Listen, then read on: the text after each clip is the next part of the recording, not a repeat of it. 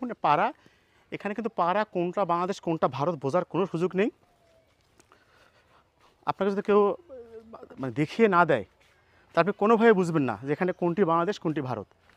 দেখুন, দেখুন এটা এটা এটা কিন্তু বাংলাদেশ, কিন্তু এই যে এখানে একটু চিহ্ন দেওয়া আছে, এই দেখুন এই যে চিহ্ন দেওয়া আছে, এই চিহ্ন এখান থেকে এটা কিন্তু ভারত।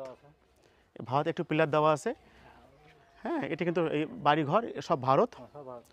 হ্যাঁ, আবার দেখুন এটি এ পাশে এটা কিন্তু বাংলাদেশ। তো আমি আসলে অনেক রকম সীমান্তে ঘুরেছি, এরকম আজব সীমান্ত আমার জীবনে প্রথম দেখা।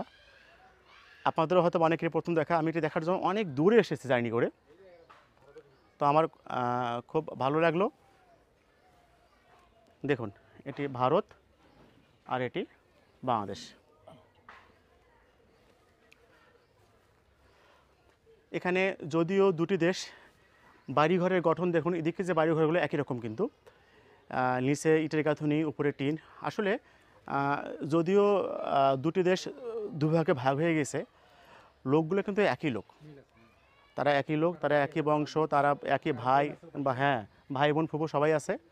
কিন্তু ডেড ক্লিফ সাহেব যে লাইনটা টেনে গেছেন, সেই টানের ফাঁকে দুদেশের লোকজন দুদিকে পড়ে গেছে, কিছু করার নেই।